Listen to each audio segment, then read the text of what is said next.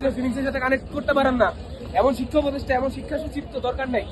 আর ভাই আমাদের ব্যাচের উপরে তারা তো লেজিট এইচএসসি 25 ব্যাচের উপরে তারা এক্সপেরিমেন্ট শুরু করছে। 50 নম্বরের পরীক্ষা, 50 নম্বরের পরীক্ষার ভিতরে 20 নম্বরের পরীক্ষা প্রত্যেকদিন। আমি এত টাকা ট্যাক্স পে করে প্রত্যেকদিন পরীক্ষার হলে যাইতেছি, পরীক্ষা ফি দিতেছি। শিক্ষা খাতে এত টাকা বাজেট হইতেছে, বাজেটটা তো পুরাটাই যেতেছে উপদেষ্টাদের পকেটে, যেতেছে আমলাদের পকেটে। ভাই আমি এটা কথা বলি, ভাই শেখ হাসিনা গেছে, শেখ হাসিনা গেছে, বাট ভাই যে বিশেষ ক্যাডার গুলো রেখে গেছে না, এই যে আমলাতন্ত্র, এরা যায় না।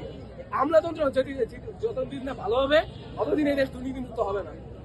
আপনারা কি মনে করেন শিক্ষা উপদেষ্টার পদ থেকে আপনাদের সমাধান হয়ে যাবে? ভাই আপনার সহজ হিসাব, ভাই শেখ হাসিনা ছিল যাতে কি সমস্যার সমাধান হয় নাই, কিন্তু সে উপযুক্ত ছিল না। শিক্ষা উপদেষ্টা আমাদের জন্য উপযুক্ত না, বুঝছেন? আপনারা বলতে থাকেন যাদেরকে আপনারা বসেছেন তারাও এখন অনুপযুক্ত।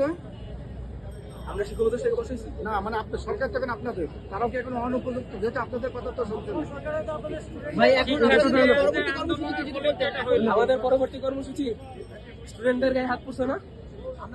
আমি মনে করি না যে বাংলাদেশের কোন শিক্ষার্থী এটা দেখার পর আর চুপ করে থাকতে পারবে।